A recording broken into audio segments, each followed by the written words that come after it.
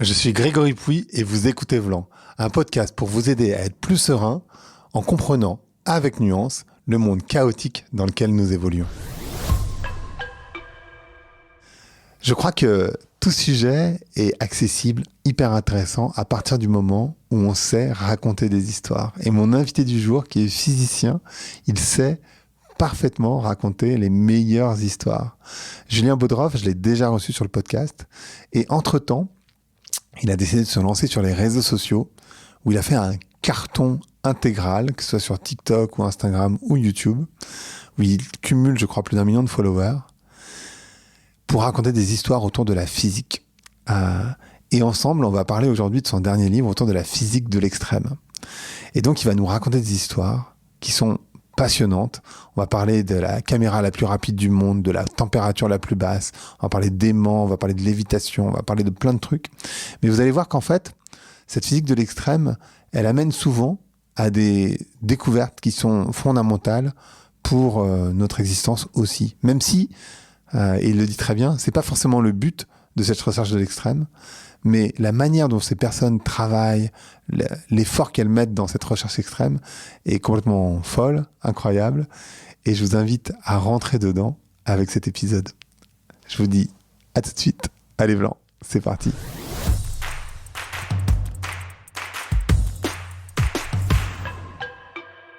Donc bonjour à toutes, bonjour à tous, bonjour Julien, comment ça va? Ça va très bien, bonjour. Je suis content de t'avoir à nouveau sur le podcast et entre-temps, il s'est passé quand même quelque chose d'assez exceptionnel, c'est que tu as décidé de te lancer sur les réseaux sociaux et ça a explosé. Ouais, j'ai découvert ce monde étrange des réseaux sociaux où je suis depuis un peu plus de 2 ans maintenant et j'essaye de poster 2 petites vidéos par semaine. Et ça touche, c'est vrai, un public qu'on n'avait pas jusque-là. Et tu es sur TikTok et Instagram. Et YouTube Et aussi, non? Facebook, et YouTube, et LinkedIn, c'est la totale, hein. Et c'est marrant parce que on s'attend, on voit pas autant de contenu hyper smart sur les réseaux, je trouve. Et je m'attendais pas à te voir comme ça. Je suis tombé sur toi vraiment par hasard sur TikTok et j'étais là genre, ouais, mais attends, mais c'est Julien. Ouais, les universitaires en particulier, moi je suis universitaire, ils sont très peu présents, parce qu'on n'aime pas ce format, ça va pas avec ce qu'on est nous, c'est-à-dire que nous on aime prendre le temps pour expliquer, on aime écrire un livre de 200 pages, faire une conférence de 1 heure, rentrer dans la profondeur des choses, comme tu le fais un peu avec ton podcast. Et les réseaux, c'est vraiment l'abomination, quoi. C'est faire un truc en 2 minutes, mais les 10 premières secondes doivent être hyper attractives. Mais j'ai quand même voulu tester ce format parce que moi, j'aime tester tous les nouveaux formats. C'est ça que je fais dans mon équipe avec les designers. Et donc, je me suis dit, tiens, c'est une contrainte comme une autre. Est-ce qu'on est capable de raconter un petit peu de science en 2 minutes? Et je me suis rendu compte petit à petit en testant toutes les choses possibles qu'en fait, il n'y a pas de limite. C'est-à-dire qu'on peut raconter un article scientifique en 2 minutes, on peut raconter une équation en 2 minutes, on peut vraiment se lâcher, on peut aller dans un labo et raconter ce qui se passe dans un labo en 2 minutes. Évidemment, on va pas raconter autant qu'en 200 pages, hein. Mais ça touche une nouvelle audience, hein. On s'est rendu compte, moi par exemple, sur TikTok ou Instagram, les 2 tiers de mon audience a moins de 25 ans. Et donc, nous, ça Incroyable. renouvelle le public. Et un truc chouette que j'avais pas anticipé, c'est que ce public, ensuite, on le voit en vrai. C'est-à-dire que maintenant, quand je fais des conférences ou des événements, les 2 tiers de la salle a moins de 25 ans, alors qu'avant, les 3 quarts de la salle avaient plus de 60 ans. Et donc, les gens se déplacent maintenant et viennent me voir en vrai. Et là, le pari est gagné parce que ces gens qui m'ont juste vu pendant 2 minutes de façon quand même très superficielle, là, ils vont avoir vraiment de la science pendant peut-être 1 heure dans une conférence, par exemple. Alors, évidemment, de façon sympa, fun et tout, comme je le fais sur les réseaux, mais où je peux rentrer en profondeur dans les sujets. D'accord. Est-ce que ce que tu as développé sur les réseaux sociaux, ça a impacté le nouveau livre que tu sors, à La physique de l'extrême ou pas? Non, c'est plutôt l'inverse. C'est-à-dire que moi, D'accord. moi, le livre, justement, j'aime prendre mon temps, raconter de belles histoires, hein. Mais je me suis demandé, une fois que j'ai écrit le livre, tiens, comment ces histoires, je pourrais aussi les raconter en 2 minutes pour faire sentir, en tous les cas, aux gens ce que moi m'intéresse dans la physique de l'extrême, et puis qu'après, éventuellement, ils aient à lire le livre. Et ça a très bien marché. C'est-à-dire que ces histoires que je raconte en 20-30 pages à chaque fois, Mm, mm. je peux les raconter aussi en 2 minutes. Alors, ça n'a pas la même saveur, c'est pas de la même façon. Je rentre pas évidemment dans toutes les coulisses, tous les arrière-plans et tout ce qu'on peut y raconter, mais ça fait un sujet comme un autre. Et donc, moi, j'ai bien aimé faire ça. Donc, ces allers-retours entre les réseaux et la forme écrite, moi, j'en suis friand. Parfait, parfait. On va rentrer dans le livre, évidemment, c'est tout le but. Là, on peut prendre plus que 2 minutes par histoire, donc c'est l'avantage. Euh, une question que tu touches un tout petit peu dans l'introduction, et je me pose la question, est-ce que la recherche, elle a besoin d'être déraisonnable pour avancer? Pas toujours, mais elle a besoin. Alors je veux dire, plutôt que d'être déraisonnable, c'est aller à fond. Mm. C'est-à-dire que, en gros, la recherche, hein, si on simplifie un peu, la recherche fondamentale, c'est faire avancer les connaissances de l'humanité. Et ces connaissances, elles sont déjà costauds. Donc avoir l'ambition, même l'ego démesuré, de se dire on va essayer de comprendre un truc que personne n'a compris avant nous, ou d'explorer une friche inconnue, eh ben ça demande une forme de démesure, mais surtout ça demande de façon extrême de prendre le temps qu'il faut, la précision qu'il faut, la technologie qu'il faut, les moyens qu'il faut. Donc avoir une ambition démesurée. Ça ne veut pas dire qu'on est déraisonnable, c'est-à-dire que ça peut être quelque chose de tout petit, tout délicat, qu'on va monter dans un laboratoire pendant 5 ans, 10 ans, mais c'est déraisonnable évidemment dans l'ambition et peut-être dans le temps qu'on va devoir y passer. Le point commun à chaque fois quand même, c'est que quand on veut faire avancer les connaissances de l'humanité, en tous les cas dans mon domaine en physique, il faut y mettre un temps fort, une énergie importante, beaucoup de cerveau, beaucoup aussi de savoir-faire, de technologie, et que c'est que à ce prix-là qu'on arrive finalement à faire avancer les connaissances. Ouais, et c'est fou parce que là, on est vraiment sur enfin, ce que tu décris dans le bouquin, on est vraiment sur les extrêmes, mais d'ailleurs, c'est des gens qui ont poussé jusqu'au bout du bout du bout, enfin, dans ma compréhension, évidemment, mais c'est un peu ce que tu expliques dans le livre, malgré tout, chacune des expériences pour voir jusqu'où on pouvait aller, quoi. Ouais, moi C'est j'ai pris les incroyable. pires possibles. Hein. C'est-à-dire que dans mon bouquin là pour le coup, j'ai pris un malin plaisir à pas prendre le chercheur de base qui fait sa jolie expérience laboratoire, mais à prendre les fous furieux. C'est-à-dire là les extrêmes que je décris, habituellement les gens prennent pas forcément cet angle, ils vont prendre un angle thématique. Moi je me suis dit allez on s'en fiche des angles thématiques, on va taper dans tous les domaines de la physique, mais je vais juste prendre les gens qui moi en tous les cas m'impressionnent le plus par la démesure de ce qu'ils ont pu faire. C'est-à-dire des expériences monstrueuses par la taille, par l'ambition, par le délire complet. C'est ça moi qui m'a intéressé dans ce bouquin. D'une certaine manière, il faut être un peu fou. Enfin, pour ça, j'utilisais le mot déraisonnable, mais ce que tu dis, c'est pas forcément déraisonnable, mais il y a quand même en fait, d'ailleurs, ces deux mots qu'on n'associe pas. Enfin, on utilise le savant fou, tu vois. Il y a cette image du savant fou, mais on utilise assez peu. Souvent, on envisage les physiciens comme des personnes, tu vois, extrêmement structurées, très cartésiennes, un peu ennuyeuses d'une certaine manière. Et donc déjà, avec ton compte Instagram, TikTok, etc., tu prouves l'inverse. Mais aussi là, dans ton livre, c'est exactement l'inverse que tu prouves. C'est-à-dire que tu montres que, en fait, on peut faire des trucs complètement dingues. Alors c'est des gens qui sont un peu schizophrènes. Moi, alors je les ai rencontrés, il faut dire. Hein. Pour ce Oui, bouquin, j'ai j'imagine. vraiment été taper à la porte des labos et aller voir les collègues en leur disant mais raconte-moi. Et j'ai face à moi des gens qui sont, je trouve, un peu schizophrènes. C'est-à-dire que c'est des gens qui vont avoir l'air hyper structurés, hyper sages, hyper calmes et qui font vraiment des choses dans une grande précision et une grande rationalité. Mais ce qu'ils te racontent qu'ils sont en train de faire n'a pas de sens. Tu vois, ils te disent oui, moi j'essaie d'aller 1000 milliards de fois plus froid que n'importe où dans l'univers et je vais faire ça dans une tour géante de 120 mètres de haut sous vide en Allemagne. Mais ils te racontent ça de façon hyper calme, hyper structurée. Ils disent puis après-demain j'envoie une fusée avec mon laboratoire pour essayer de tester je sais pas quoi et tout et tout. Et tu découvres petit à petit quelque chose de complètement déraisonnable pour le coup et démesuré, mais mené par des gens très bien, très tranquilles, très calmes, qui parfois se rendent même pas compte eux-mêmes qu'ils sont en train de toucher à des choses impossibles, quoi. Ouais, c'est ça. Est-ce que il y a parce que je sais que dans la physique c'est le cas, dans la science de manière générale c'est le cas, mais est-ce que dans la physique de l'extrême, les accidents ont un rôle dans les trouvailles? Non, je me méfie de ce mythe-là. Tu sais, t'as plusieurs D'accord. mythes. T'en as un, c'est la découverte par hasard et par accident, hein, ou par Mhm. sérendipité, et qu'on aime bien mettre en exergue, et dont j'ai beaucoup entendu parler. Et alors, me méfiant toujours un petit peu des mythes ou des idées reçues, j'ai été voir un peu. Alors moi, je me suis amusé juste à prendre les prix Nobel en physique. Tu vois, c'est un critère Ouais. comme un autre. Donc les découvertes les plus importantes, et j'ai essayé de voir lesquelles étaient dues au hasard. Et en entendant ce mythe depuis vraiment le début de mon histoire professionnelle, je me suis dit, peut-être que la moitié doivent être consacrées aux découvertes par hasard. Il y en a peut-être que 2 ou 3 sur 100 ou 120 qui ont été faites par hasard. D'accord. L'essentiel des découvertes n'est jamais fait par hasard, n'est jamais fait par accident, de genre ah tiens, il y a un truc qui tombe par terre soudain. Par contre, il y a de l'inattendu. Tu vois que c'est un peu différent. L'inattendu, Mm. c'est je vais faire des recherches dans une direction et puis soudain quelque chose d'inattendu se passe, mais je le cherchais. Mais ce que je trouve, c'est pas ce que j'attendais. Et vu que je le cherchais suffisamment et que j'ai l'esprit suffisamment éveillé et ouvert, je vais me rendre compte que c'est inattendu et aller ensuite dans cette piste. Un bon critère pour moi pour savoir si c'est du hasard, juste un accident ou pas, Mm. c'est est-ce que d'autres personnes au même moment dans le monde auraient pu aussi par hasard faire cette découverte. Et alors quand tu te poses cette question-là, tu te rends compte que la personne qui a fait la découverte, en fait, c'était la seule au monde qui pouvait la faire à ce moment-là. Donc elle avait Mm. vraiment cherché dans la bonne direction, elle avait les bons outils, les bons moyens, le bon site d'observation, et quelque chose d'inattendu s'est passé, mais c'était la seule finalement à avoir été le chercher. Par contre, il faut absolument qu'une chercheuse ou un chercheur ait cette capacité à repérer l'inattendu et à aller s'y engouffrer quand il arrive. Mais c'est pas du hasard. C'est pas du hasard au sens où cette personne, ça faisait 10 ans qu'elle se donnait les moyens de chercher cette chose inattendue. Mm. Ouais, je vois ce que tu veux dire, mais il y a quand même dans ce que tu décris une ouverture au monde qui est indispensable. Est-ce que tu dirais que chez les chercheurs, c'est une qualité absolument indispensable d'être ouvert au monde, parce qu'en fait, on est dans un monde justement où les gens ont tendance à se fermer dans leurs croyances en ce moment. Et je serais très curieux de parler d'ouverture. Et c'est une bonne question, et je suis pas sûr. Là aussi, je vais aller peut-être contre un truc qu'on imagine toujours, du chercheur très ouvert, très cultivé, qui s'intéresse à tout. Moi, honnêtement, les collègues, j'en suis un aussi, hein, qui s'intéressent à un sujet. Souvent, ceux qui font les plus grands progrès, c'est des gens qui sont très fermés, au sens où ils vont s'intéresser à un sujet hyper précis pendant 20 ou 30 ans de leur vie, ne pas en changer, et c'est au prix de cet effort ultra focalisé qui vont finalement faire des découvertes et des avancées. C'est un peu triste, hein, j'aimerais te dire l'inverse. J'aimerais te dire que c'est en allant à des expositions, en s'ouvrant, en collaborant avec plein de gens, en changeant tout le temps de domaine, qu'ils vont faire des découvertes. En physique, en tous les cas, c'est un peu l'inverse, quoi. C'est la prime à l'effort, on va dire, et à l'obstination. Alors, par ailleurs, donc ça veut dire que je considère qu'ils sont pas si ouverts par rapport au monde, par exemple, par rapport à un artiste, tu vois. Par contre, ils sont ouverts au sens scientifique. C'est-à-dire que ils vont être dans une honnêteté intellectuelle et une ouverture qui fait qu'ils vont pas se laisser avoir par des a priori. Ils vont essayer d'éviter tous les biais. Ils vont pas aller là où ils pensent que c'est. Ils vont être très ouverts, justement. Alors, on revient à cette idée d'inattendu, mais à l'idée que le monde peut les surprendre.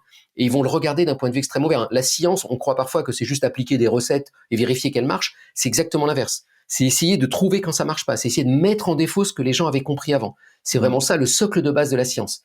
Et donc, de ce point de vue-là, c'est des gens qui sont extrêmement ouverts, tenaces et qui vont essayer d'aller explorer des territoires que personne n'a explorés avant eux. C'est quoi l'innovation la plus folle que tu as vue Est-ce que tu peux nous raconter son histoire? Alors, il y en a plein dans le livre. Hein, il y en a plein. Déjà, je me mais je me méfie du mot innovation. Donc, innovation, tu vois, il y a un truc tout de suite un peu entreprise, industrielle, et on va faire une invention. Là, c'est plutôt de l'ordre de la découverte. Alors, souvent, parfois, les gens inventent des choses au passage, mais c'est de l'ordre de la découverte. C'est-à-dire, c'est soudain, on va découvrir une nouvelle façon de faire, où on va repousser des frontières et qui vont nous permettre de faire quelque chose d'unique qui avait jamais été fait avant. Alors là, ça en regorge. Moi, j'en ai découvert des incroyables, et même des trucs finalement assez simples quand on les décrit. Alors, une très simple, mais qui, moi, m'émerveille, c'est les gens qui s'amusent à appliquer la pression. Donc, tu vois, ils prennent un petit matériau et ils écrasent le matériau le plus possible. Tu sais, il y a ces chouettes vidéos là sur Internet où ils écrasent des tas de trucs sous une enclume et tu vois des machins faire splash. Donc, eux, ils font ça, mais de la façon la plus extrême possible. Leur but, c'est créer la plus grande pression qu'on ait jamais créée sur Terre. Et alors, pour faire ça, tu as plusieurs techniques, mais t'en as une, c'est prendre 2 petits diamants, parce que c'est les matériaux les plus solides qu'on connaisse. Et tu mets entre les 2 diamants ton matériau et t'écrases le plus fort possible. Et il y a comme ça 2 chercheurs français qui se sont amusés à écraser de l'hydrogène, tu vois, du gaz d'hydrogène. Donc, normalement, ça s'en va, donc tu le coinces dans une petite boîte, et puis t'écrases le gaz entre tes 2 diamants, et puis tu fais ça dans un synchrotron, qui est un énorme appareil qui est sur le plateau de Saclay, qui fait 300 mètres de diamètre, qui va te balancer dedans une lumière incroyablement puissante. Le but du jeu, à la fin, c'est deviner, ou plutôt mesurer ce qui se passe entre tes 2 diamants. C'est-à-dire quand t'écrases, que devient le gaz? Alors, il l'écrase à jusqu'à 4 ou 5 millions de bars. Alors, ça t'évoque peut-être rien, mais nous, actuellement, là, toi et moi, on est à peu près à 1 bar. Donc, c'est 4 millions de fois la pression autour de nous. T'écrases 4 millions de fois plus. C'est plus haut que ce qu'il y a au cœur de la Terre. C'est monstrueux. Et en faisant ça, ils se rendent compte que tous les atomes de gaz d'hydrogène s'approchent, et soudain, il devient solide. Soudain, ils ont une sorte de glaçon d'hydrogène qui est sous leur faisceau là, de synchrotron écrasé entre leurs 2 diamants. Et soudain, ce bout de glace d'hydrogène devient métallique. Et il y a même des Allemands qui se sont amusés à rajouter un petit peu de soufre à ce moment-là.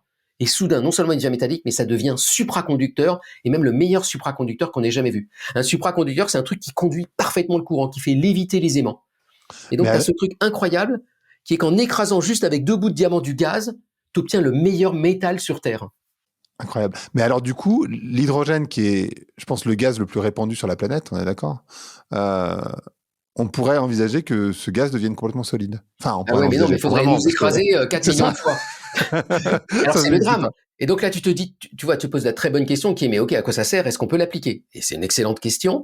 Alors, la réponse, c'est de se dire, ok, on pourrait peut-être essayer de l'écraser et après d'enlever délicatement les diamants et espérer qu'il reste solide. On appelle ça un état métastable en physique, et donc il y a des chercheuses et des chercheurs qui essayent de faire ça en ce moment. C'est-à-dire qui essayent d'accéder à cet état incroyable en écrasant, mais qui essayent après ensuite d'ouvrir très délicatement pour que ça reste, par exemple, supraconducteur. Bon, très honnêtement, moi j'y crois pas trop et je pense pas qu'on aura des applications incroyables. Oui. Donc là, on peut se dire finalement, est-ce que ça sert à quelque chose, tu vois? Et là, ma réponse, c'est on s'en fiche. C'est pas l'enjeu. L'enjeu, c'est repousser les frontières et essayer de voir ce qui s'y passe. Tu vois, à des telles pressions, par exemple, on s'est rendu compte que les lois même de la chimie peuvent être bouleversées. Et ça sert à rien, parce qu'on n'utilise jamais cette pression-là dans la vie de tous les jours, mais c'est pas grave. ça augmente nos connaissances. Par exemple, ça nous permet de mieux comprendre un truc auquel on penserait pas, c'est les exoplanètes. Tu vois, les planètes hors du système solaire, Ouais. il y en a qui ont des pressions monstrueuses, et même dans le système solaire, et on comprend pas bien ce qui se passe au milieu, en gros, quelles sont les règles. Et s'il y a une nouvelle chimie, il faut qu'on la comprenne pour comprendre ces planètes, comprendre par exemple si de la vie pourrait s'y développer. Et donc ces expériences en labo de façon ultra extrême nous permettent de comprendre ce qui se passe peut-être à l'autre bout du cosmos. Mais alors attends, d'abord dans tes cercles de 300 mètres de diamètre, t'as dit tout à l'heure, Ouais. quelle taille font les diamants? Et par Ils sont ailleurs, ridicules. oui c'est ça, c'est tout petit. Ouais, ils font ça, tu vois, à peu près, quoi. Et c'est Et pire, l'échantillon entre les diamants, alors lui, il fait même pas 1 millimètre, tu vois, il fait plutôt un dixième ou un centième de millimètre. ah waouh, donc oui c'est vraiment, on Ouais, est c'est vraiment tout sur le. petit. Et ça, c'est un truc que tu rencontres beaucoup dans la physique de l'extrême, c'est-à-dire des machins énormes pour mesurer des trucs tout petits.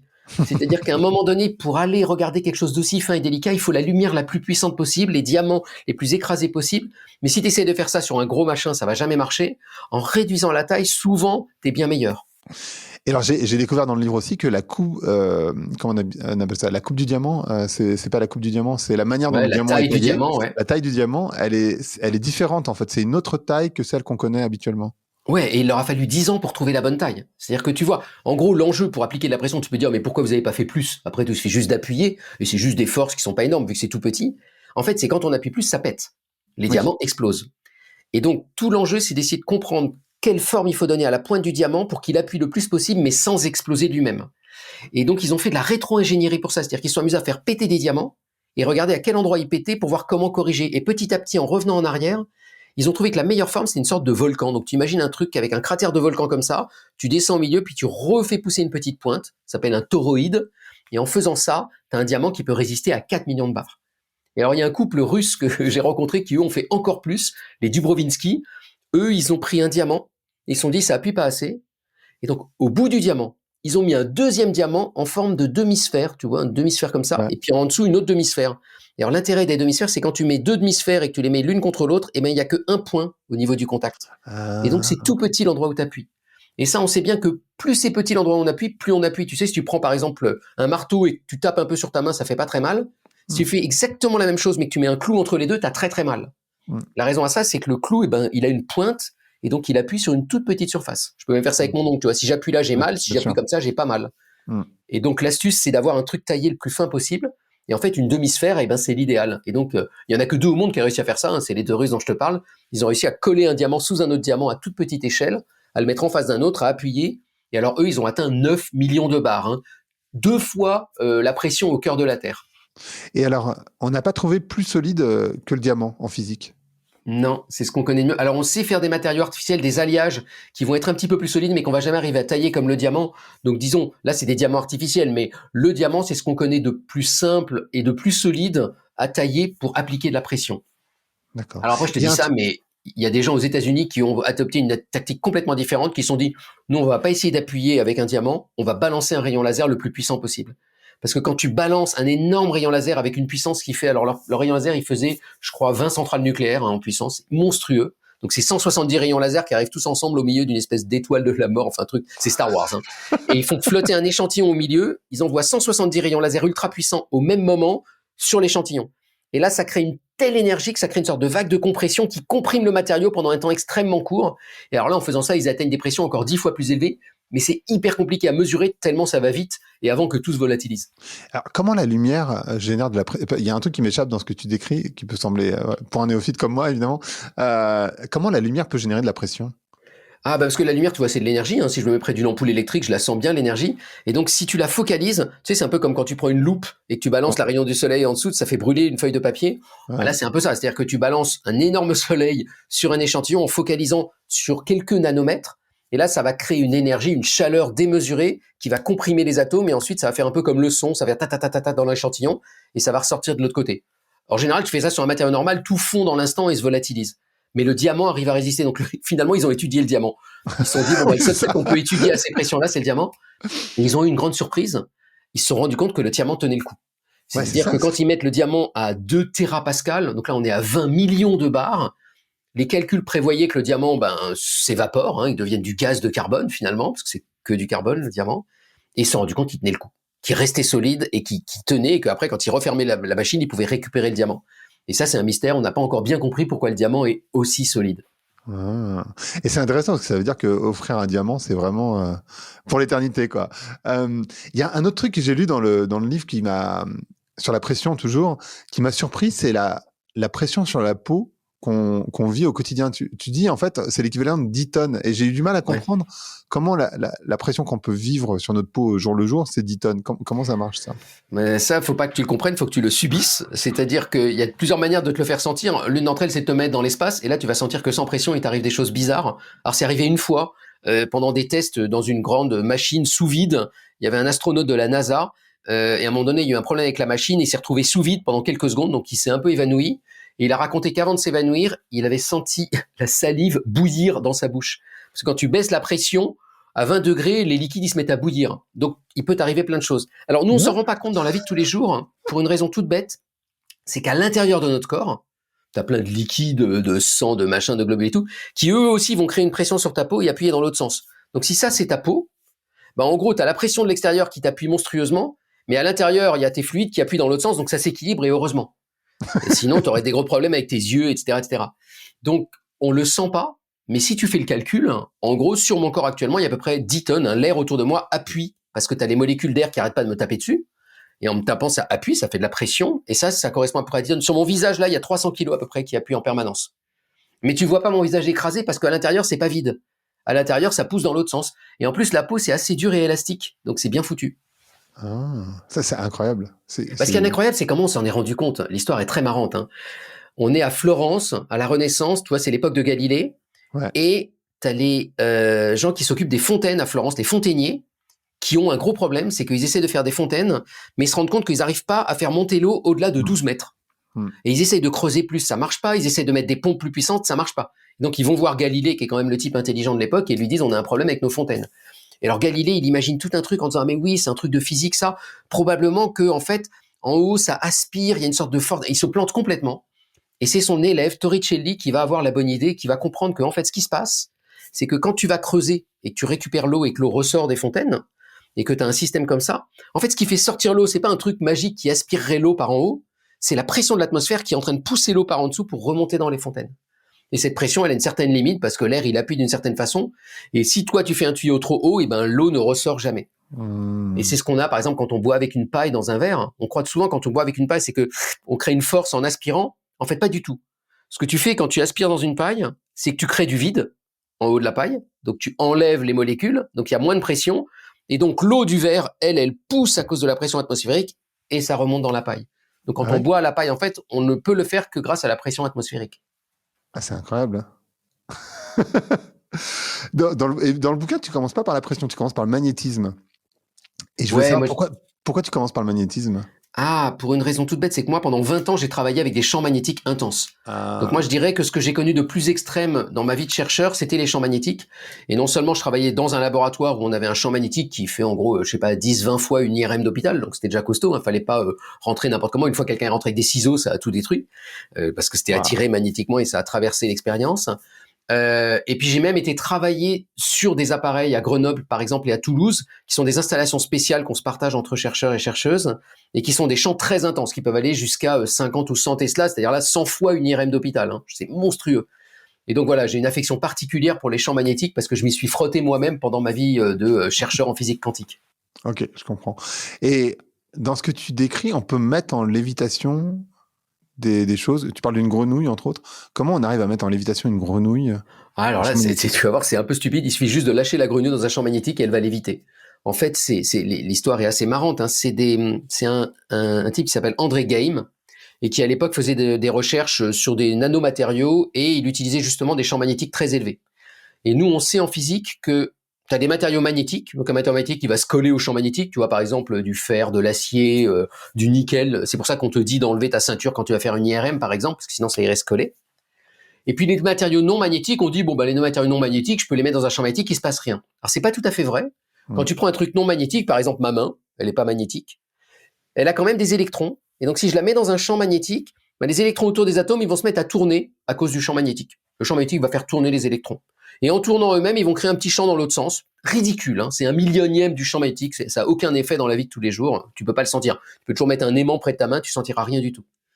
Mais si tu prends un champ énorme, et c'est ce qu'avait André Geim à l'époque sous la main, et ben ces sortes de petites circulations d'électrons, elles vont créer ce champ dans l'autre sens qui va repousser en quelque sorte et qui va faire que ton objet il peut se mettre à léviter parce qu'il va subir une force magnétique.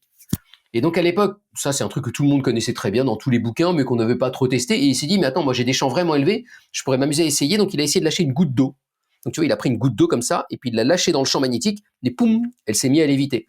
Et alors après, ils se sont lâchés complètement. Il se trouve qu'André Game, il avait une tradition, c'était le vendredi soir, on peut se lâcher. Donc il avait la séance du vendredi soir au laboratoire, où on avait le droit de dire les idées les plus folles ou de tester les trucs les plus fous. Et donc il a dit, bah allez-y, on est vendredi soir.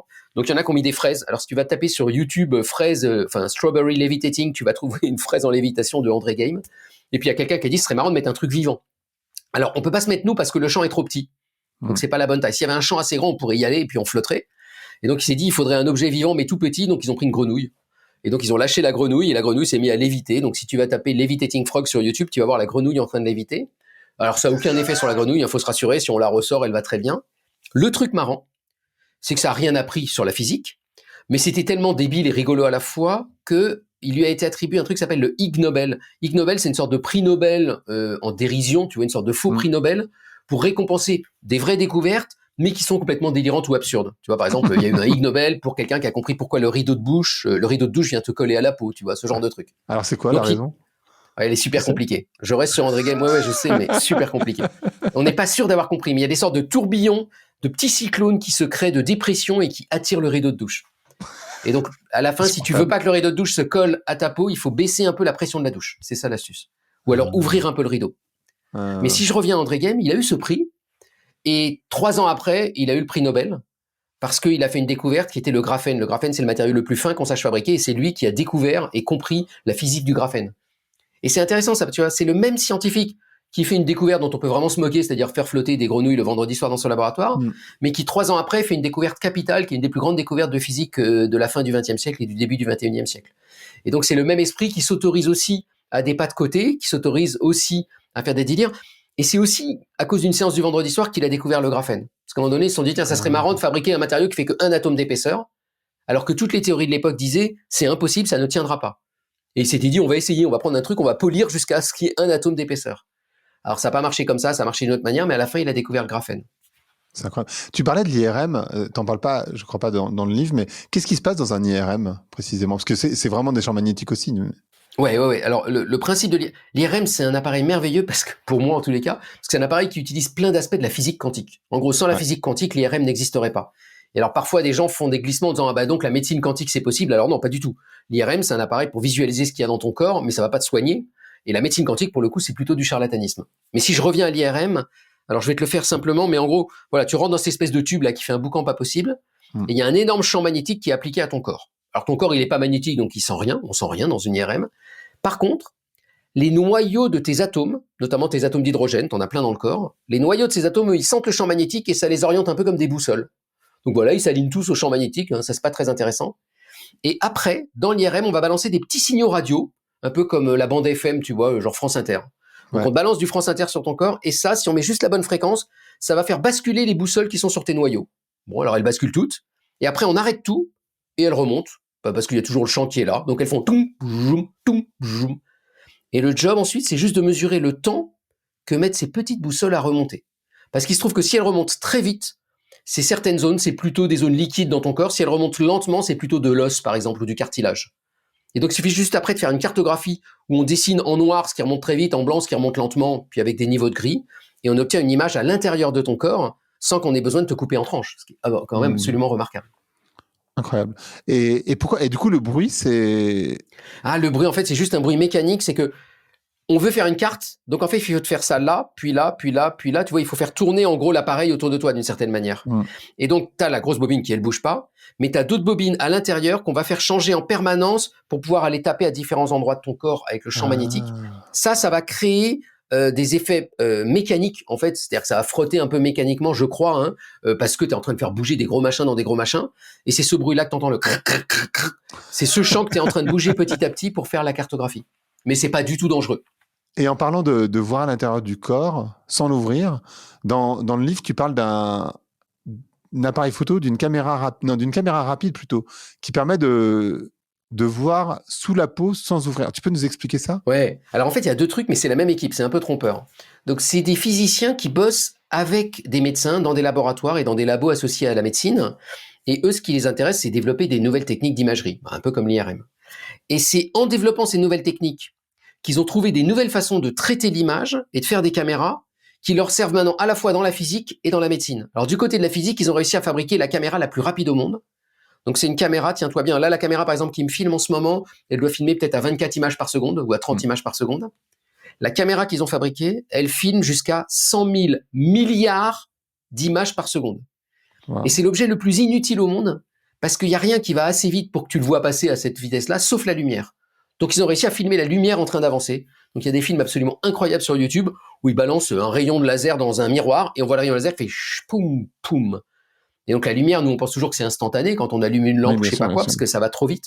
Eux, ils la voient vraiment avancer à 300 000 km par Parce qu'après, ils seconde. peuvent le ralentir, c'est ça en fait, pour que toi tu Ouais, puisses le voir. ouais, exactement. Après, tu vois, ils te font une sorte de stop motion, quoi, un peu un film d'animation, et ils te le ralentissent, et c'est une image toutes les 20 picosecondes, c'est-à-dire tous les 20 millièmes de milliardièmes de seconde pour que toi, tu aies le temps de la voir. Et donc ça sert à rien, mais c'est une démonstration que leur machine, elle est incroyable. Mais avec la même technologie et le même genre de machine et de traitement d'image, ils se sont dit, est-ce qu'on pourrait aussi faire de l'imagerie médicale? Et donc, ils s'en servent pour des applications médicales. Par exemple, avec à peu près la même machine, ils arrivent à voir un truc qu'on avait du mal à voir jusque-là, c'est le courant électrique se balader entre tes neurones. Et le courant électrique passer d'un neurone à un autre à travers des synapses. Et ils arrivent à faire des films où on voit le courant passer. Incroyable. Et puis, la même équipe, pour te montrer ces liens finalement invisibles, alors que cette caméra, elle ne sert pas à grand-chose en tant que telle, et ben, dans les mêmes techniques, les mêmes technologies et autres, ils ont développé à côté une autre méthode, alors avec plein d'autres chercheurs, hein, c'est pas les seuls, qui elle est en train de révolutionner un certain pan de l'imagerie médicale, qui est une technique de photoacoustique. Alors l'idée, en fait, on la doit à Graham Bell, hein, elle remonte à il y a plus de 100 ans, mais le principe, c'est qu'on t'envoie un tout petit peu de lumière sur ta peau, un petit rayon laser, alors pas puissant du tout pour pas que ça te brûle ou je sais pas quoi, donc tu vois, on prend une sorte de lampe de poche et on balance de la lumière. Alors la lumière, elle a du mal à entrer dans la peau, mais elle entre un petit peu sur 1 ou 2 centimètres. Donc t'imagines des petits grains de lumière qui avancent et qui arrivent à un endroit de ta peau, et là, ça va chauffer un peu l'intérieur de ton corps. Alors rassure-toi, ça le chauffe, je crois, d'un 10e de degré. Donc, c'est ridicule. Oui, donc. Et en chauffant à cet endroit-là, donc là où il y a, je sais pas, un peu de sang, un peu de cartilage, je sais pas quoi, dans ta main, par exemple, et ben, en chauffant, ça va comprimer un petit peu, ça va changer un peu la pression, ça va vibrer un petit peu, et ça va créer un peu de son, de l'ultrason. Donc, tu es en train de chauffer, ça crée du son, donc c'est comme si tu avais un micro à l'intérieur de ton corps qui fait bah, bah, bah, et ça remonte jusqu'à ta peau. Et donc après, ils ont mis des micros, donc on te recouvre de plein de petits micros pour mesurer le son émis par ton corps quand on l'éclaire. Tu vois que c'est vicieux, hein. C'est pour ça qu'on appelle ça photoacoustique. Tu mets de la lumière, ça fait du son et tu détectes le son. Et une fois que tu as détecté ton son, et ben ça te permet de savoir d'où venait le son et donc de faire de l'imagerie. C'est un peu comme, tu sais, quand on fait des échographies, c'est un peu ça, on envoie du son dans le corps et on regarde comment il rebondit. C'est ça qui permet de faire une échographie. Ouais. Et c'est une sorte de radar, quoi. Ben là, tu fais la même chose, mais avec de la lumière au lieu du son. Et ça permet de faire des images très rapidement. Alors moi, je me demandais, mais à quoi ça sert de faire des images très rapidement? Et ce que m'a raconté le chercheur en question, c'est qu'un gros intérêt, c'est notamment quand tu veux détecter des tumeurs cancéreuses, par exemple, dans le sein. Donc tu fais cet examen, je crois, qui est très pénible, hein, notamment pour les femmes, qui est d'aller faire... voilà. Donc là, tu peux le faire bien plus rapidement. Et alors, ça a un intérêt, c'est que vu que tu peux la faire en 20 secondes, tu peux demander à la patiente de retenir sa respiration. Et donc, tu n'as plus du tout toute la perturbation liée au mouvement de tes poumons quand tu respires. Bien sûr. Et ça permet de faire des images bien plus précises. Le fait de faire l'image en un temps très court fait que tu vas pas avoir le temps d'être perturbé par tous les mouvements de ton thorax quand tu dois respirer, quand tu fais ça pendant 10 minutes. Et donc, ça fait des images bien plus fines. Et donc, on sait faire maintenant non seulement des trucs moins pénibles, moins invasifs, moins longs en termes d'imagerie, et aussi plus fins et plus nets grâce à cette technique-là. Et tu vois, ce que j'aime bien dans cette histoire-là, qui était un peu longue, hein, désolé, c'est que tu as quelqu'un qui travaille sur un truc complètement inutile et extrême, la caméra la plus rapide au monde, qui sert à rien et à personne.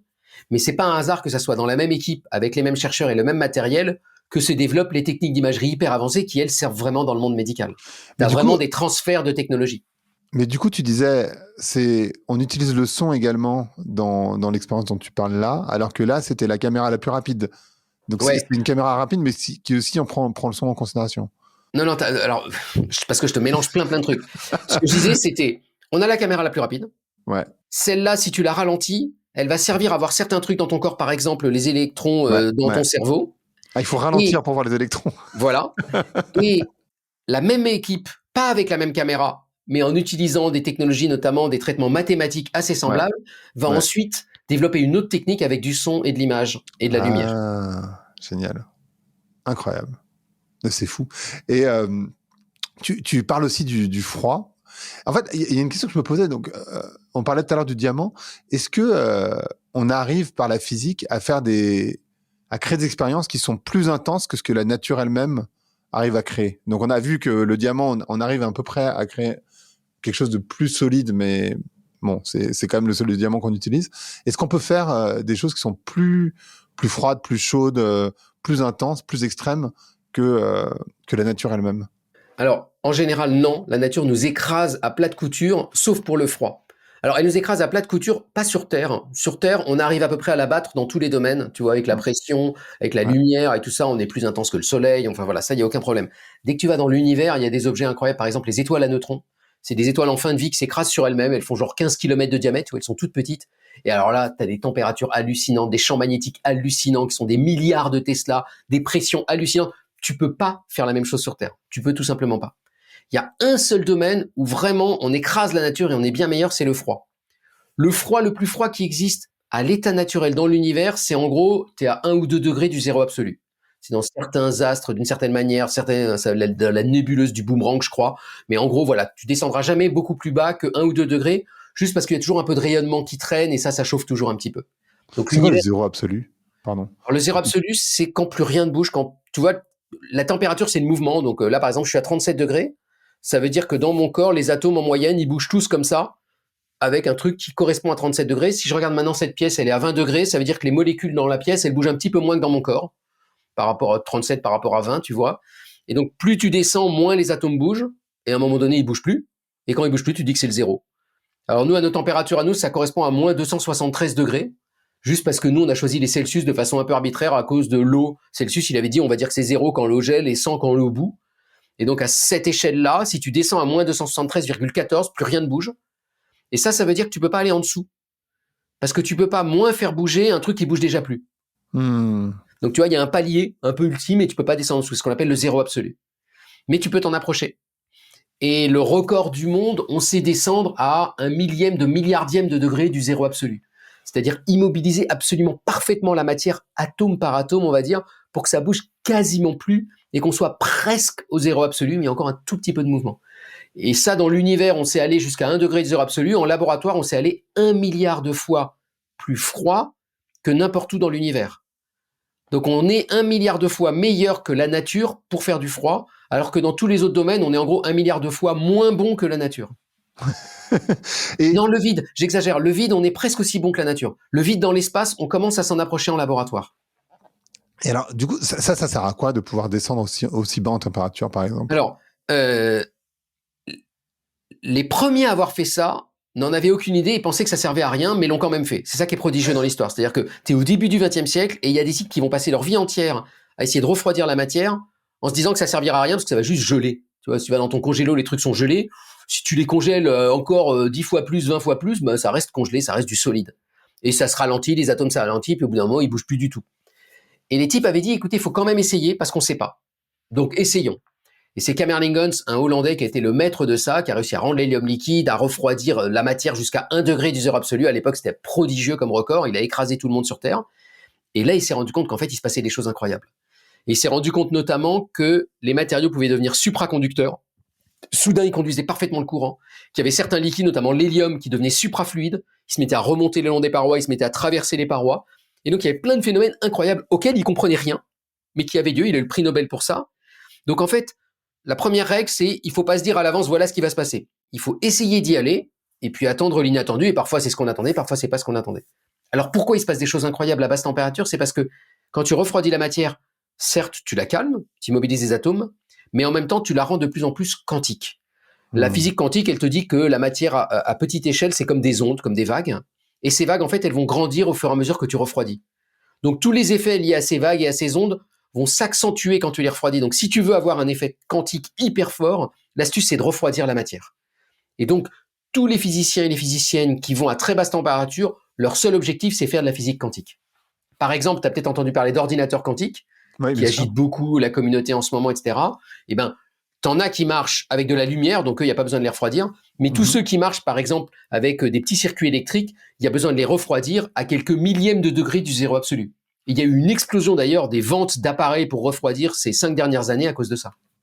Et alors, juste par rapport à ce que tu disais, juste pour comprendre ce qui se passe dans un congélateur et pourquoi la nourriture reste comestible, c'est parce que ça bouge plus à l'intérieur, c'est ça l'histoire? Enfin, pardon, c'est vraiment des questions Non, bêtes, alors, mais... ouais, c'est pas une question bête, mais c'est une question où moi je suis nul. Donc là, c'est de la biologie. C'est qu'en gros, en biologie, je crois que si tu gèles les trucs, tu ralentis tous les processus de moisissure.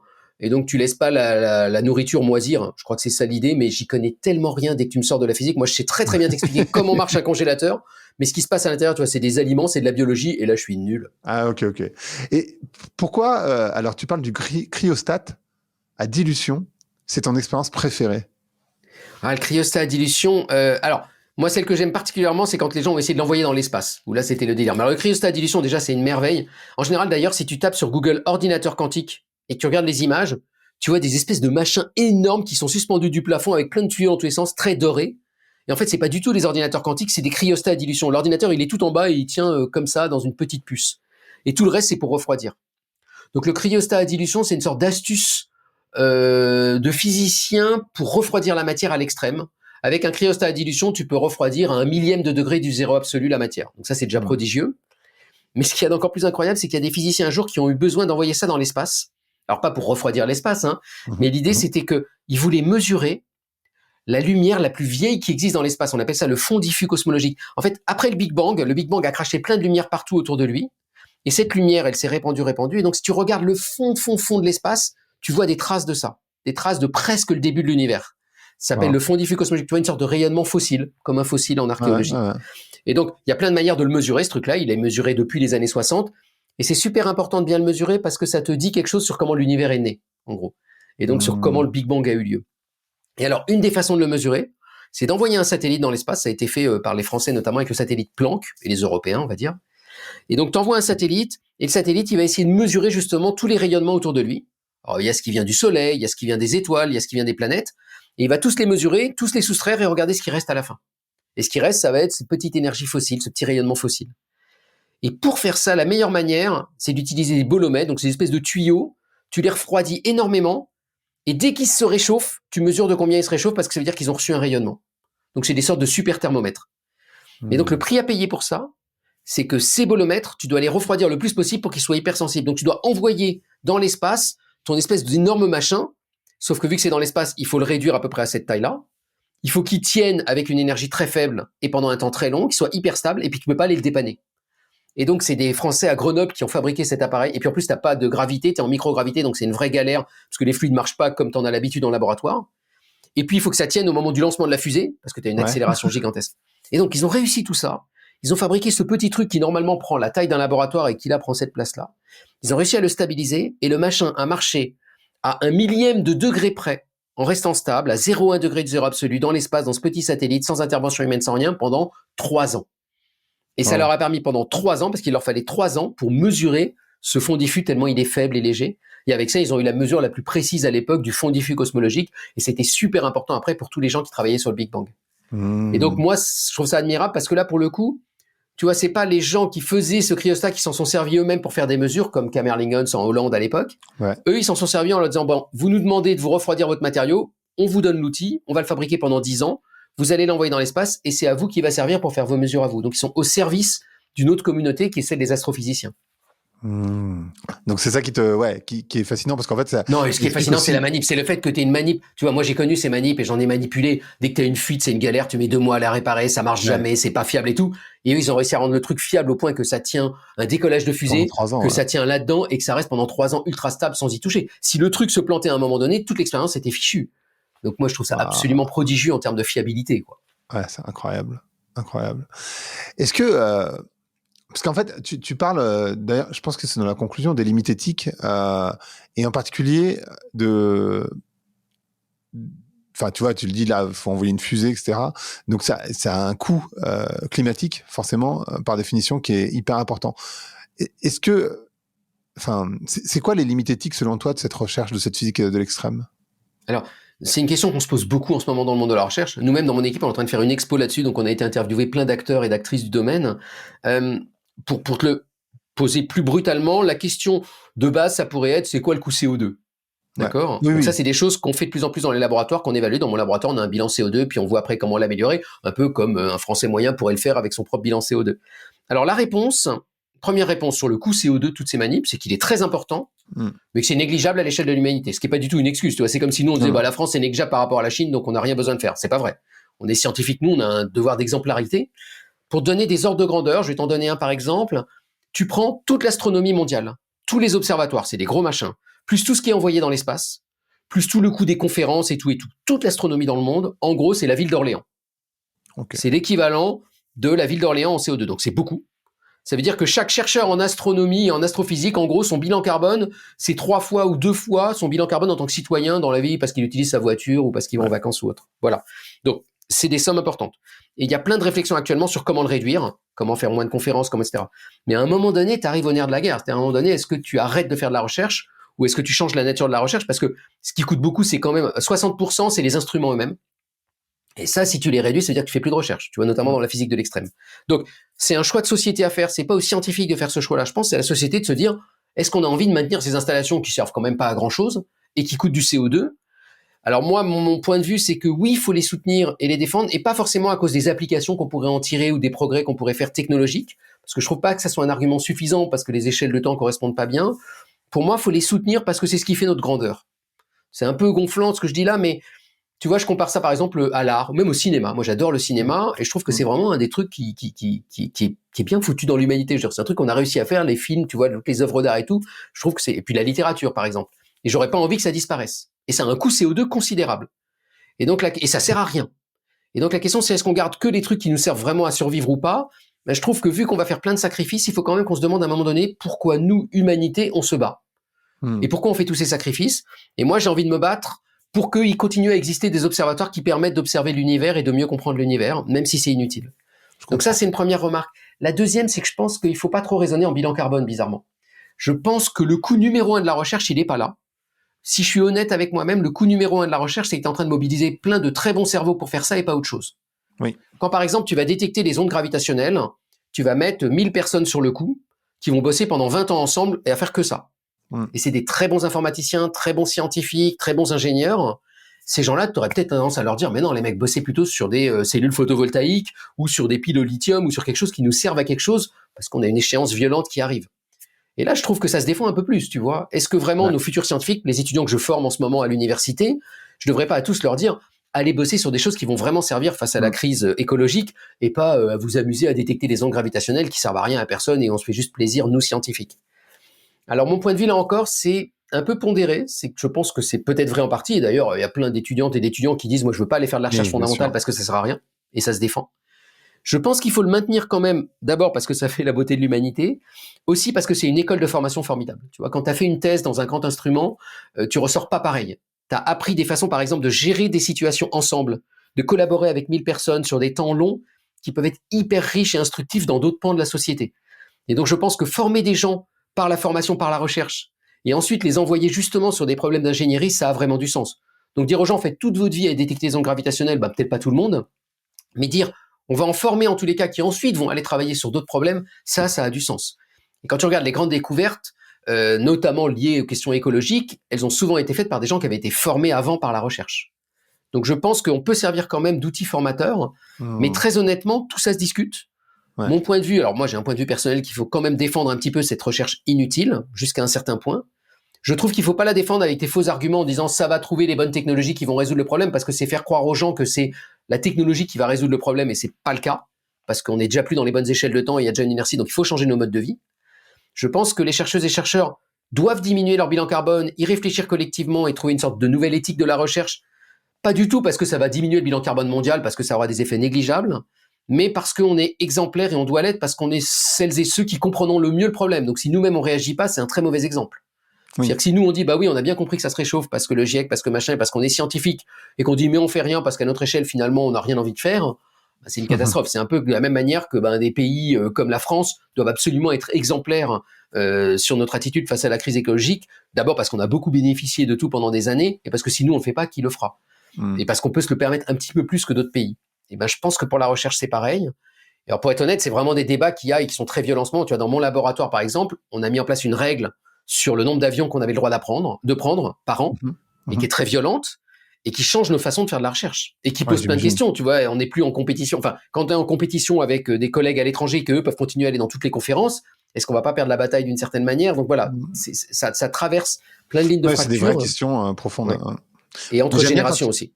Mais j'aime bien qu'un physicien me dise la question, c'est pas l'empreinte carbone. Je me bave souvent avec ça, avec les entreprises où elles me disent nous on veut changer, etc. Comment tu peux nous aider à réduire l'empreinte carbone? Et je me dis elles ont absolument pas elles ont pas compris le problème. L'empreinte carbone, c'est une des conséquences du changement climatique, qui est lui-même un des aspects des changements qui sont en cours, mais c'est clairement pas le problème, quoi. Enfin, c'est une partie, c'est une expression du problème, mais c'est pas le problème. C'est une porte d'entrée. Et pour les scientifiques, elle est pas mal, tu vois, pour sensibiliser les gens dans les laboratoires, elle est pas mal parce que le scientifique, il comprend. Un bilan carbone, t'as un truc très scientifique, très carré, t'as un fichier Excel et tu peux faire des camemberts et voir comment il s'améliore. Mais c'est une porte d'entrée pour sensibiliser plus généralement. Nous, on se pose des questions sur comment faire de la recherche. Tu vois, il y a quand même une sorte de course à l'excellence ces dernières années un peu insupportable et qui a beaucoup dérivé de course à la publication, de course à la vitesse, etc., etc. Et il y a plein de gens qui prônent pour un retour à la slow research, tu vois, ou d'autres façons de faire de la recherche peut-être un peu plus douce, un peu plus délicate, un peu plus désintéressée aussi, et que ça pourrait être justement un moteur pour ça. Mais il faut absolument repenser aussi globalement nos pratiques de recherche et pas juste se dire on va moins prendre l'avion, parce que ça, c'est prendre vraiment le truc par le petit bout de la lorgnette. Oui, c'est ça. Est-ce que tu as vu, je suis pas sûr que tu l'aies vu, que Trump a coupé 50 milliards de fonds à la recherche aux US?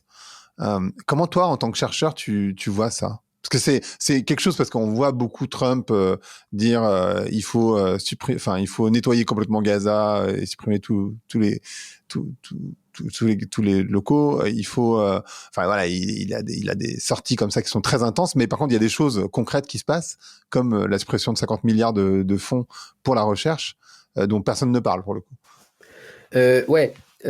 Alors, je vais essayer de pas faire du café du commerce, mais pour moi, ce qui compte, c'est que Trump, c'est un symptôme aussi de quelque chose d'un peu plus général. Tu vois, on peut regarder en France aussi, où il est en train d'avoir de grosses réductions et de grosses coupes sur le budget de la recherche. Effectivement, là, c'est même encore plus violent en ce moment, parce que là, vu qu'il n'y a pas eu la loi des finances qui a été votée, nous, tout est bloqué dans les labos. On peut plus faire une seule dépense. Hein. C'est assez catastrophique.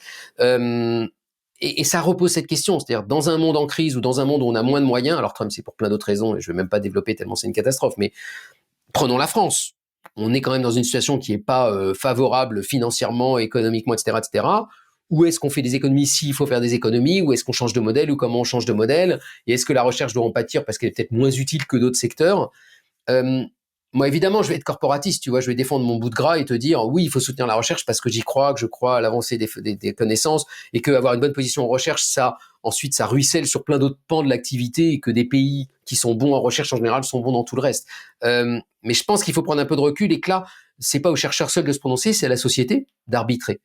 Mon travail, tu vois, à moi, c'est essayer de donner des outils aux gens pour qu'ils arbitrent mieux. Tu vois, mais le petit truc que je fais sur les réseaux sociaux, donc on se dit, bon, c'est quand même un peu superficiel et tout, à chaque fois, j'essaie de lâcher des échelles de temps. De dire aux gens, vous voyez, cette recherche, il a fallu 5 ans pour la faire. Là, c'est plein d'équipes dans le monde qui se sont mises ensemble, donc c'était international. Et donc, essayer de faire sentir ce que la recherche met en jeu aussi, en termes d'internationalité, en termes de collaboration, en termes de budget aussi, ça a coûté de l'argent, en termes de moyens et autres, pour essayer de sensibiliser les gens et aussi qu'ils comprennent comment se construit la science aujourd'hui. Donc moi, mon travail, c'est plutôt en amont, essayer de faire sentir aux gens comment se construit la science et quels sont les grands enjeux du moment. Et après, je trouve que c'est aux citoyens et aux politiques d'arbitrer. Et nous, on peut faire partie de cette décision collective. On peut aider à la faire de la façon la plus rationnelle possible, mais c'est pas à nous à la faire tout seul. C'est à la société à décider. Je comprends. Ouais, non, mais c'est des vrais. Et là, aux États-Unis, ils ont voté en majorité Trump, donc ils ont la monnaie de leur pièce, quoi, évidemment. Oui, mais enfin, je pense qu'ils n'avaient pas forcément conscience qu'il allait supprimer parce qu'en fait, ça a des conséquences aussi pour l'Europe, le fait que les États-Unis suppriment la recherche. Enfin, suppriment la recherche. En tout cas, 50 milliards, c'est la majorité des fonds. Oui, bien sûr, mais dans le monde, ça, c'est des trucs qu'on voit parce que c'est très international. Tu vois, on l'avait vu par exemple au Brexit. Au moment du Brexit, il y a eu plein d'effets sur les collaborations franco-anglaises, évidemment. Oui, donc, tous ces effets-là, c'est des effets multibandes. Mais même, tu vois, la guerre en Russie, la guerre en Ukraine. Moi, je raconte une expérience, par exemple, où des gens ont essayé de réinventer la façon de définir le kilo et qui utilisaient un matériau spécial qu'on allait traiter à l'est de la Russie pour ensuite le ramener en Allemagne et tout et tout. Tout s'est arrêté à partir de la guerre en Ukraine. Donc, la géopolitique, on y est très sensible en recherche parce qu'on est sur des programmes très internationaux en général. Et donc, on est victime comme d'autres, victime collatérale de ces effets-là où nous, on aimerait avoir une entente un peu cordiale entre tous les pays. Évidemment, dès que ça coince un peu quelque part ou que les budgets réduisent quelque part, on le sent, nous tous, très très vite. Mais je crois qu'il faut pas aller chercher aussi loin que les États-Unis. Ce qui se passe en France et toutes les discussions budgétaires actuelles montrent bien que la recherche, c'est un des endroits qu'on peut réduire plus facilement que, par exemple, les hôpitaux ou que l'école. Hein. Et donc, c'est des questions qu'il faut se poser en tant que citoyen. Est-ce qu'on soutient l'idée qu'on veut garder une belle recherche française qui aille explorer un peu les extrêmes, par exemple, ou est-ce qu'on se dit, bah non, on réduit parce qu'on est en période de crise et tant pis. Juste pour finir, on a parlé de quelques expériences. Est-ce qu'il y a une des expériences dont on n'a pas parlé et dont tu aimerais dire un mot, je sais pas, la chute ou la photo parce qu'en fait, il y en a tellement d'autres. Ben ouais, moi je les adore aussi, toutes. Quoi. Je peux te faire un pot pourri quand même des 3-4 expériences moi, qui m'émerveillent. Il y a le meilleur microscope au monde, c'est une espèce de tube comme ça dans lequel tu balances des électrons et qui te fait des images au dixième d'atome près absolument sublimissimes. Et le type qui a fabriqué ça, pour être sûr que son laboratoire était ultra stable, il a suspendu du PQ au plafond.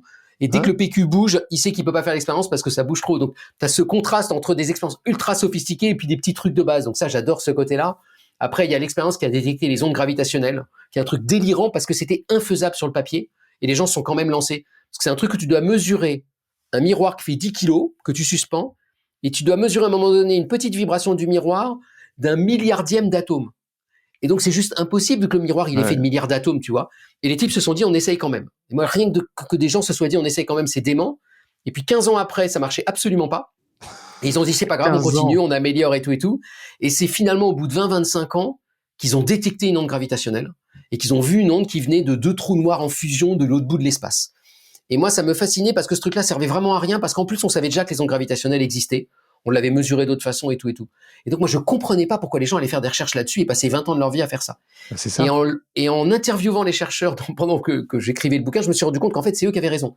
Parce qu'ils ont ouvert une nouvelle façon d'observer l'espace. L'espace, normalement, tu l'observes avec des télescopes, c'est-à-dire que tu regardes la lumière. Plein de sortes de lumière, mais tu regardes la lumière qui vient de l'espace. Et là, en fait, tu regardes des ondes qui viennent de la gravité, qui viennent du mouvement des objets et qui traversent tout à la vitesse de la lumière. Et donc ça pourrait permettre, par exemple, d'aller remonter au tout début de l'univers, au premier Big Bang et l'onde gravitationnelle que ça a pu créer à ce moment-là. Et donc ça, c'est tout un nouveau champ de l'astronomie qui s'ouvre, qui n'existait pas il y a encore 10 ans, grâce à cet outil absolument hallucinant. Et ça me fascine complètement.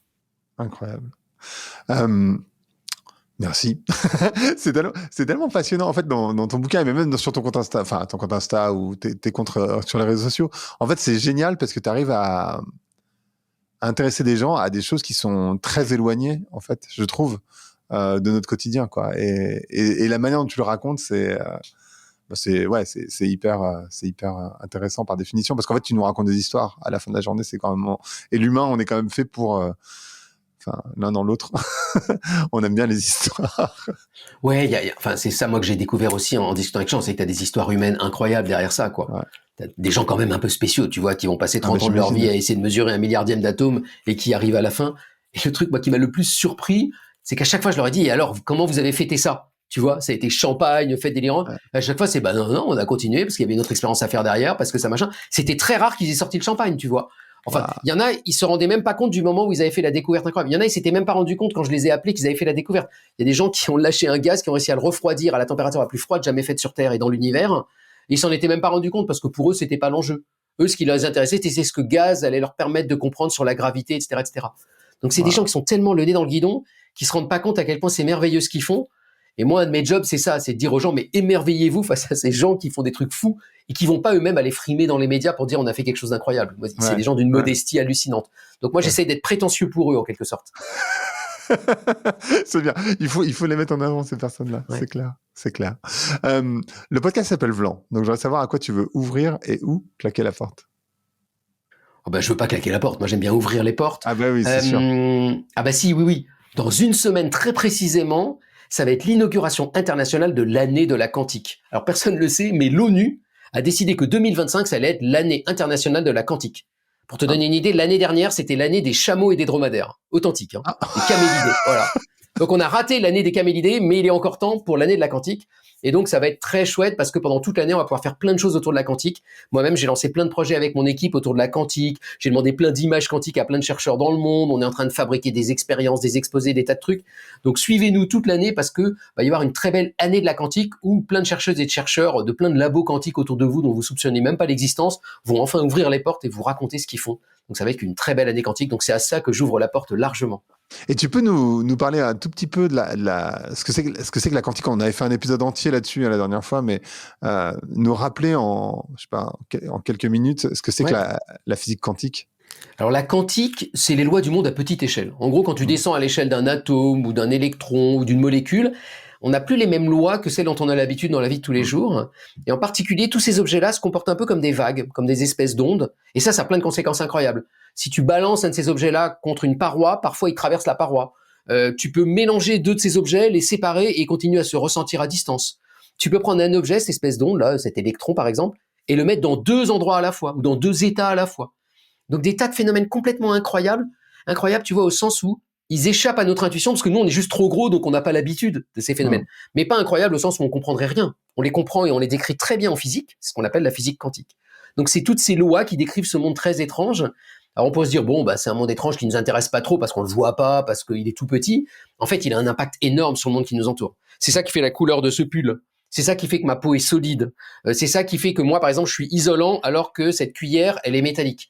Et tout ça, on ne l'a compris que grâce justement à ces propriétés quantiques de la matière.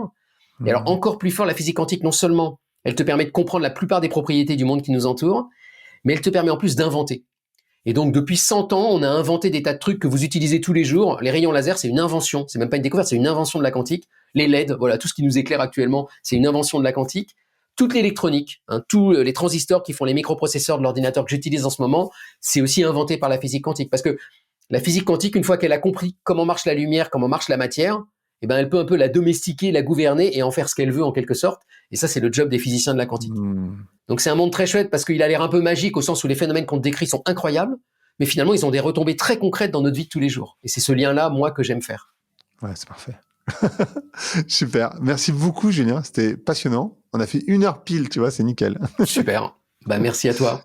Merci beaucoup. Ciao. Ce podcast a été monté et mixé par le studio Plink, qui accompagne Vlan depuis ses débuts.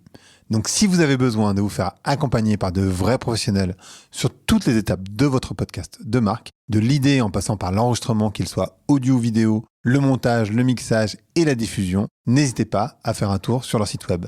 C'est plink.studio, plink.studio.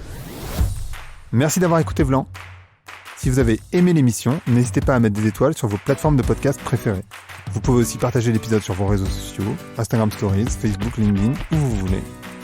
Je suis Grégory Pouy. Vous pouvez me retrouver sur l'intégralité des plateformes sous le nom Greg from Paris. Si vous avez des idées pour des invités, si vous avez des commentaires, n'hésitez surtout pas à m'envoyer un message. Allez, merci et à bientôt.